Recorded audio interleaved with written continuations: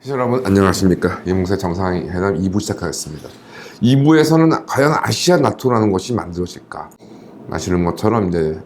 그 2차대전 종식 이후에 냉전이 이제 시작되니까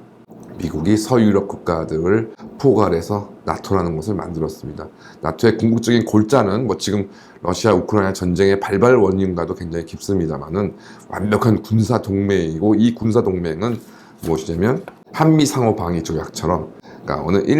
나토 회원국 중 한 나라가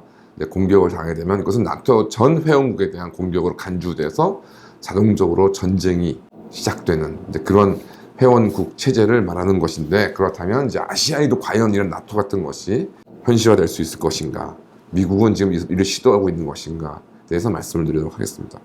7월 29일 날 이제 미 의회의 양당위원회가 이제 바이든 행정부의 국가안보 전략에 대한 조사 결과서를 이제 발표를 했습니다. 뭐 잘 알려져 있는 내용이지만 이제 그 미 의회를 통해서 이제 이것이 공식화된 것이 의미가 있는 것이죠. 그래서 뭐 조 바이든은 최근에는 뭐 취임 이후에 이제 뭐 중공을 향해서 이제 나는 장군을 매겼다라고 이제 뭐 자랑스럽게 떠들어댔습니다. 하지만 현실적으로는 중공은 여러 가지 좀 우회 전략을 통해서 뭐 경제, 안보 이런 거에 대해서 미국의 간섭과 압력을 벗어나려고 노력하고 있고, 심지어 이제 그 타이완의 독립 시도에 대해서 2027년까지 타이완과 통일을 이루겠다는 내용을 추진을 하고 있습니다. 게다가 이제 현대전에서 뭐 러시아 우크라이나, 뭐 이스라엘 하마스 전쟁에서 일어나듯이 이제 재래식 전쟁도 전쟁이지만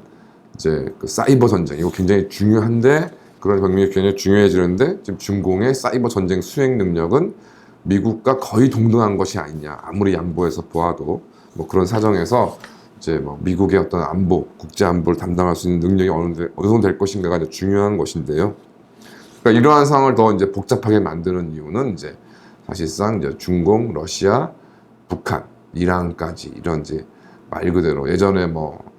아들 부시나 이제 뭐 레이건 대통령이 얘기하는 정말 악의 축이 제대로 형성이 되었다. 악의 제국들이 이제 형성이 되어 있다는 것이고, 이들이 이제 군사적인 뿐만 아니라 이제 경제적인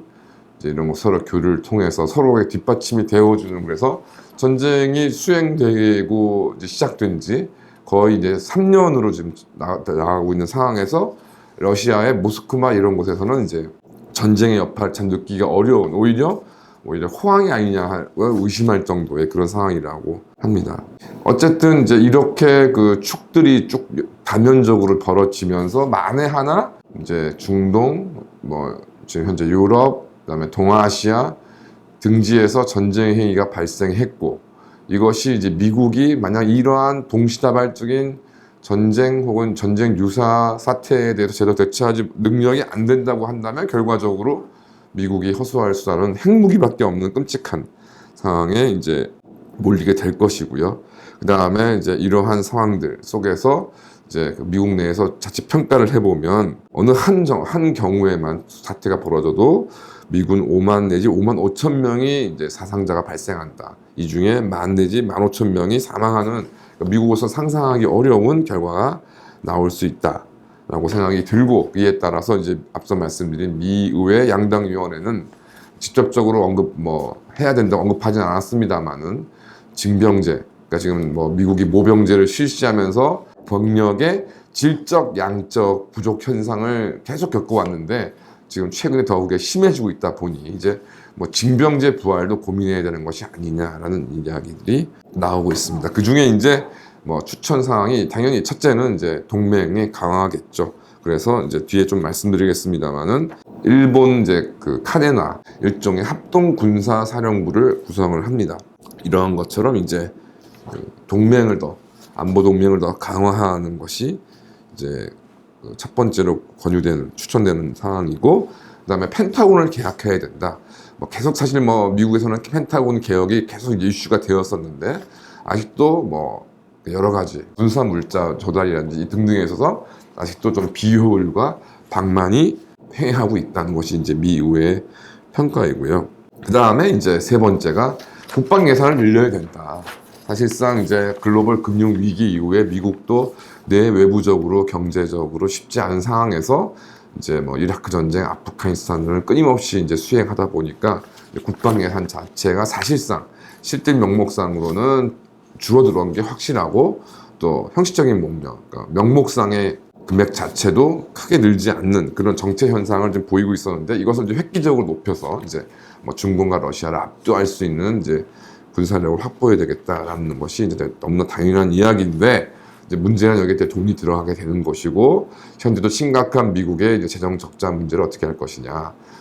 더군다나 이제 민주당은 이제 국방 예산에 쓴다 그러면 민주당이 화들짝 놀라고 또 증세를 한다 그러면 또 공화당이 화들짝 하는 그런 상황이기 때문에 이것이 또 어떻게 타결이 될 것인가라는 이제 점인데 이제 미 의회 이제 그 양당 위원회에서는 결론으로 이것이 이제 이러한 미국의 국제 안보에 관계되는 전략이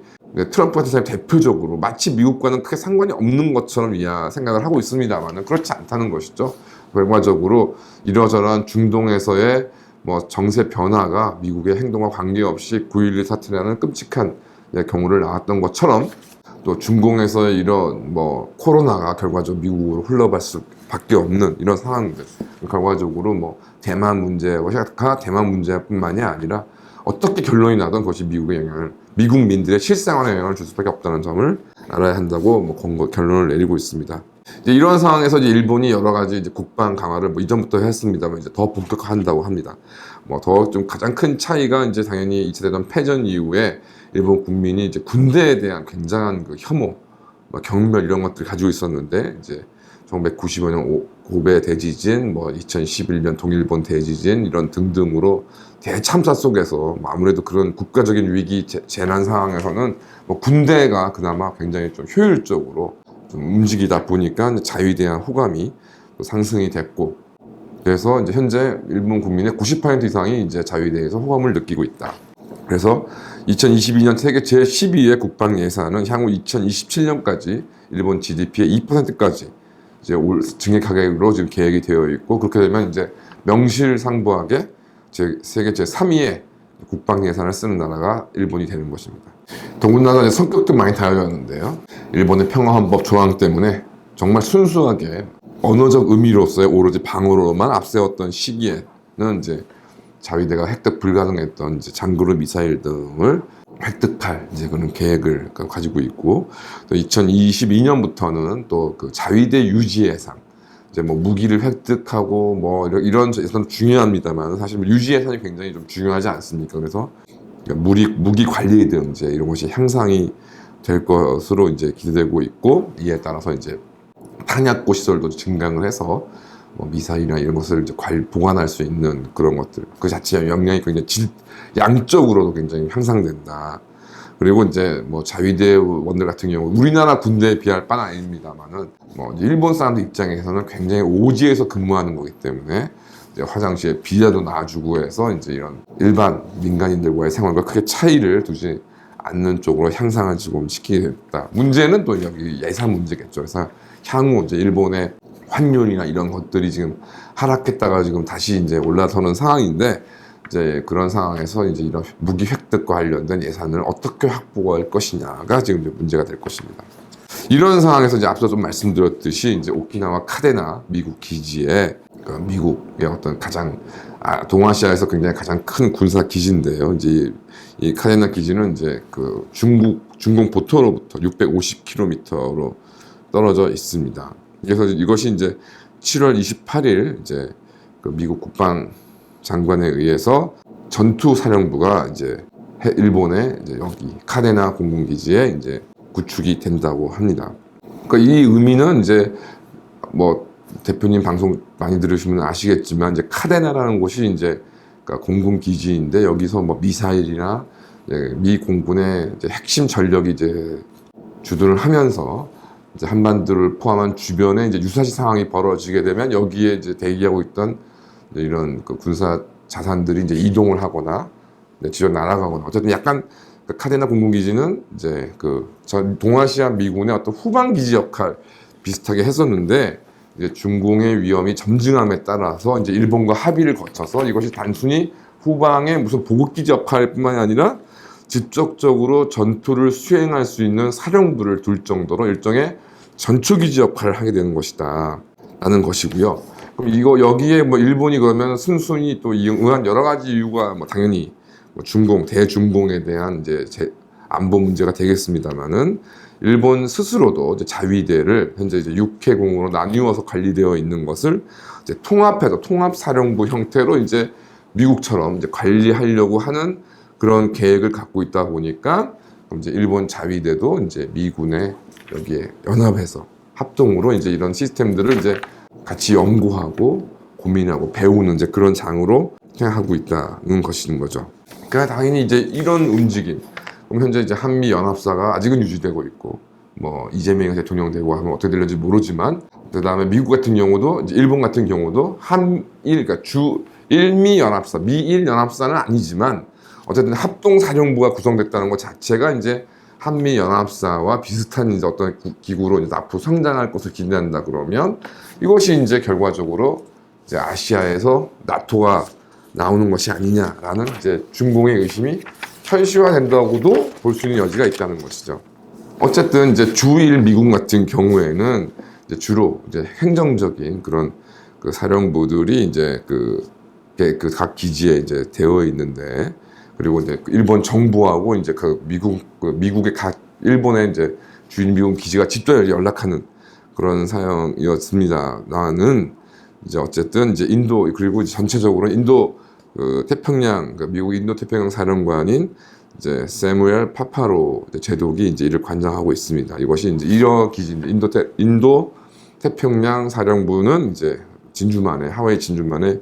위치되어 있고요. 근데 이제 이런 상황에서 이제 앞서 말씀드린 것처럼 이제 중공의 사이버 공격 능력 이런 등등이 향상됨에 따라서 실제 이제 위기 상황에서 전투를 지휘하고 통제할 수 있는 그런 미국의 장군이 이제 하와이에만 머물러 있다면 과연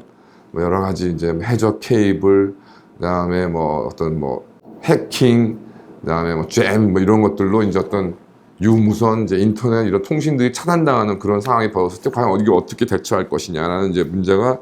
있었고, 그래서 이번에 이제 카데나에 이제 관련된 그러니까 전방 사령부 같은 것을 이제 구성하게 됐는 것이고요. 그리고 이 사령부는 현재 이제 미국의 삼성 장군이 이제 맡기로 했다고 합니다. 그런데 사실 일본 정부는 사성 장군, 그러니까 딱 보면은 이제 한미연합사 사령관이 이제 주한미군 사령관이 이제 그 직을 맡고 있으니까 거기에 동등한 어떤 지위를 요구를 했던 것인데, 이제 미국 입장에서는 아직은 그러니까 한미연합사는 이제 바로 이제 그 구성된 지도 오래됐고, 이제